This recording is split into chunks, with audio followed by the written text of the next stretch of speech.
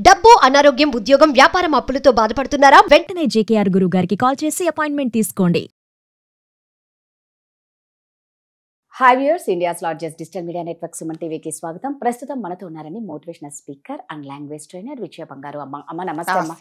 అమ్మ, అప్పట్లో మామూలుగా ఒక అమ్మాయిని ఒకరింటికి పెళ్లికి చేసి పంపించాలి అంటే చాలా భయపడేవాళ్ళు. అంటే ఇప్పుడు కూడా ఉన్నారు, లేరని చెప్పట్లే, సంఖ్య తక్కువ. ఇప్పుడు ఎవరు భయపడాలి అంటే మగపిల్లలు కన్నా తల్లిదండ్రులు భయపడాల్సిన పరిస్థితులు వచ్చినాయి. అవును, పెళ్లికొడుకు భయపడాలి. పెళ్లికొడుకు భయపడాలా, పెళ్లికొడుకు తల్లిదండ్రులు భయపడాలా? ఎంత భయం వేస్తుందంటే ఆడపిల్లల తల్లిదండ్రుల కన్నా మగపిల్లల తల్లిదండ్రులు భయపడవారి సంఖ్య ఎక్కువ ఉంది.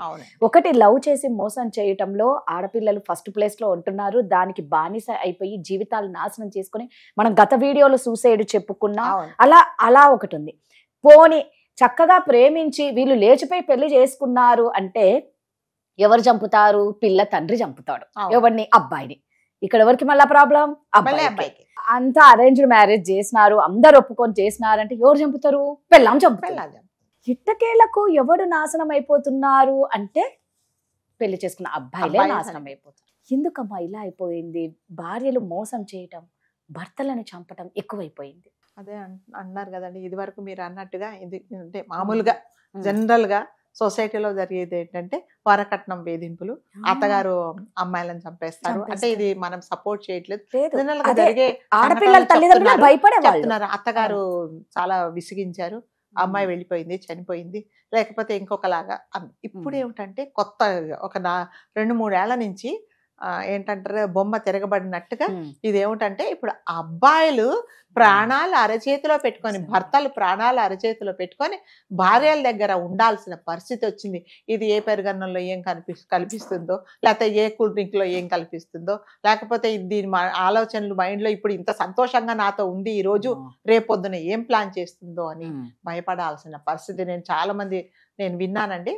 అంటారు ఇంటికి వెళ్ళాలంటే భయం వేస్తుంది, ఏమాలి రమ్మండంగానే వెళ్ళిపోవాలి ఇంటికి, లేకపోతే ఎందులో ఏం కల్పిస్తుందో అన్నంత క్రైమ్గా ఆడవాళ్ళు అయిపోయారు. వీటన్నిటికీ ఏంటంటే 80% సోషల్ మీడియానేనండి. ఏంటంటే ఎటు చూసినా కూడా చిన్న వాటికి, అంటే ఈ ఖరీదైన లగ్జరీ లైఫ్ ఊహించుకోవడము, దాని తర్వాత అస్తమానము ఎంతసేపు టూర్లకు వెళ్ళాలనుకోవడము, బాధ్యతలు తక్కువగా ఉండాలి, ఎంతసేపు ఒక మహారాణి లాగా భర్త నన్ను చూసుకోవాలి అనుకోవడం, ఇవన్నీ ఏంటంటే ఎక్స్పెక్టేషన్స్. అంటే ఇది వరకు అంటే చాలా ప్రేమించి పెళ్లి చేసుకున్న వాళ్ళు కూడా అదేం రోగాలు వస్తున్నాయో నాకు తెలియదు కానీ వదిలేసి వేరే వాళ్ళతో వెళ్ళిపోతున్నారు. అది వెళ్ళిపోతే ఇంకానేమండి, నీకు నచ్చలేదు, అమాయకమైన భర్తను, ఆయనకి ఏమీ తెలియదు, ఏం చేస్తుందో తెలియదు, మనం 2-3 చూసామండి, చంపేస్తున్నారు.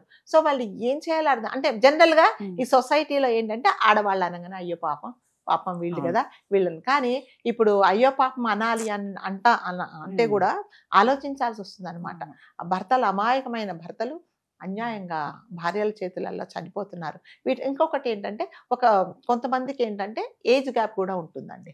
ఇప్పుడు ఒక 55 సంవత్సరాల తను ఒక 25-30 ఇయర్స్ అమ్మాయిని పెళ్లి చేసుకున్నాడంటే జనరల్ గా ఏజ్ వైజ్ ఈ డిఫరెన్స్ ఆఫ్ ఒపీనియన్స్ ఉంటాయి. ఇతని ఆలోచన ధోరణి వేరే. అతను 55 సంవత్సరాలు వచ్చిన తను ఏం చేస్తాడు? పాపం పొద్దున్నే లేస్తాడు, ఏదో పని చేసుకుంటాడు, రాత్రిపూట కళ్ళు మూసుకొని పడుకుంటాడు. ఈవిడికి ఏంటంటే వేరే విధంగా కాదండి, ఈవిడికి ఏంటంటే కాసేపు కూర్చోవాలి, ముచ్చట్లు చెప్పాలి, నన్ను బయటికి తీసుకెళ్ళాలి, నా సరదాలు తీర్చాలి, ప్లస్ నన్ను పొగడాలి, ఇవన్నీ ఉంటాయి. ఆయనకు ఓపిక ఉండదు. సో అంటే కొంతమంది ఏం చేస్తారంటే ఈ ఏజ్ వైజ్ చూడకుండా, అంటే ఫ్యామిలీలోనే ఒకవేళ భార్య చనిపోతే అతడు మంచివాడు పోనీ అని నేను పెళ్లి చేసుకున్న తర్వాత ఇలాంటివన్నీ జరుగుతున్నాయి అనమాట. అంటే ఈ అమ్మాయిని ఇచ్చి పెళ్లి చేసేటప్పుడు అంటే నిజంగా ఈ అమ్మాయికి ఇష్టమా లేదా, లేకపోతే నిజంగా అంటే ఈమె లైఫ్లో ఎవరైనా ఉన్నారా అనేది చూడట్లేదు. ఉన్నా కూడా కప్పిపుచ్చుతున్నారు అనమాట. పెద్దవాడు నీకంటే కొంచెం పెద్దవాడు కాబట్టి నువ్వు చిన్నపిల్లవు కాబట్టి నిన్ను నువ్వు ఏం తప్పు చేసినా కూడా అతను సర్దుకుంటాడు అన్న ధోరణిలో ఉంటున్నారు. కానీ మనం మొన్న చూసిన వీడియో 4 రోజుల కిందట ఒక ఆవిడే 55 సంవత్సరాలు అతను పెళ్లి చేసుకుంటే 3 పిల్లలను చంపేసి పెరుగన్నంలో. ఎందుకు అంటే పాత స్నేహాలు, పెరుగన్నంలో కూడా కాదు, గొంతు నులిమి అతి కిరాతకంగా. ఇవన్నీ ఏమిటంటే మళ్ళీ పాత స్నేహాలు బయటకు వస్తాయి.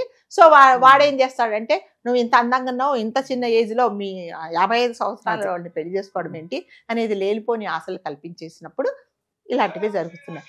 సో ఒకటి మనం ఆలోచించాల్సింది ఏంటంటే, అంటే ఒకరిని ఒకరిని మోసం చేసి కన్న భర్తనే పిల్లలున్న అతనితో సంసారం చేసుకుని కట్టుకున్న భర్తనే చంపేసినప్పుడు ఇప్పుడు అతన్ని కూడా నిన్ను కూడా అలా ఎందుకు చేయలేదు అనేది ఎవరు ఆలోచించుకోవటం లేదు. అసలు ఉండరు కదమ్మా, ఇద్దరు జైలుకి వెళ్ళిపోతారు, మీకు అసలు లైఫ్ అనేది అన్ని తెలిసి కూడా చేస్తున్నారు. ఇదంటే ఏంటంటే లేనిపోని ఊహించుకోవడం, జీవితంలో లేనిపోని, అంటే మేము బయట పడము, మేము ఎంత తప్పు చేసినా బయట పడమని అనుకుంటారు, ఏదో రూపంలో వస్తుంది బయటికి. తప్పకుండానండి ఇప్పుడు నువ్వు అంత మనిషిని నిలువునా చంపేస్తే అంటే ఎంత పెద్ద గజ దొంగ అయినా ఎక్కడో చోట పట్టుబడి. ఎందుకమ్మా వీళ్ళకి అంత ధైర్యము? అన్ని తెలిసి సెల్ ఫోన్ లో క్షణికావేశాలండి, క్షణికావేశాలు. ఏమిటంటే వాళ్ళకు ఈ క్రైమ్ చేసిన తర్వాత నేను ఏమైపోతాను, నా లైఫ్ ఏంటి, నేను జైల్లో ఉంటాను ఆలోచించకుండా వాళ్ళకు భ్రమలో ఉంటారు. ఎలాంటి భ్రమలో ఉంటే నాకున్న అడ్డు నేను తొలగించుకుంటే ఇతనితో నేను హాయిగా కాపురం అంటే అదే ఒక ట్రాన్స్ లో ఉండిపోతారు. నిజంగా అది జరగదు, తప్పకుండా నేను పట్టుబడతాను, నేను ఎటువంటి అంటే ఇతనితో నేను ఉండలేను అనేది అలా నిజంగా ఆలోచించుకుంటే అలా జరగదండి. అంటే చాలా మటుకు నేను ప్రత్యక్షంగా చూసానండి. ఆడవాళ్ళు అమాయకమైన భర్తలను చంపేస్తున్నారు.